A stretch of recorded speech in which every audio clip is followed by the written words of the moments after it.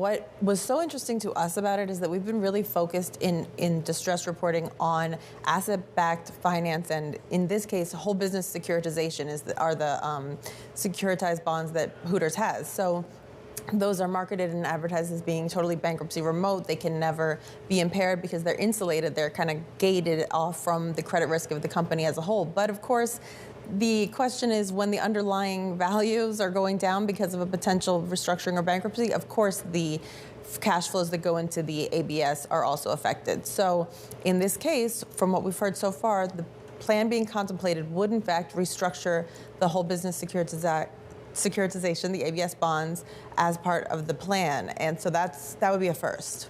So the financial complexities here are definitely interesting, but I do want to put this into context. The fact that Hooters, is considering bankruptcy here, is going bankrupt. I mean, how does that fit into the context of the overall industry? Because my mind also goes to Red Lobster, which shrimped itself to death. And I'm just wondering, is there a line to draw between those stories, or are we both talking about idiosyncratic cases? There certainly is a line to draw, because what we're hearing in general is that casual dining is really hurting because the customer is spending so much on daily necessities that they're not necessarily prioritizing a casual night of wings with friends or seafood.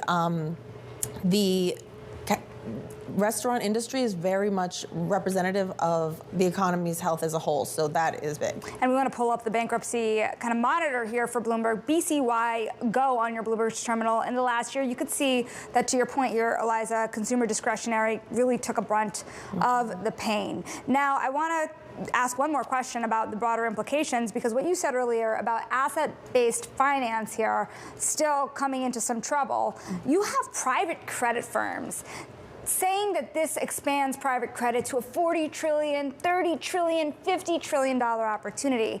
Is this a warning sign that perhaps an industry that they considered safer is not indeed that safe? I think it is a warning sign, and private credit in general and private markets are, of course, really noteworthy for being opaque. And one of the things we've been pointing out in our new private credit newsletter and other newsletters is that you don't know what's going on behind the scenes. You don't know what the asset valuations are unless you're really in the room talking to people who are looking at all of the information behind the scenes and stuff that isn't public information. So a lot of the assets that are supposed to be indestructible, if you peel back the layers, it's vulnerable.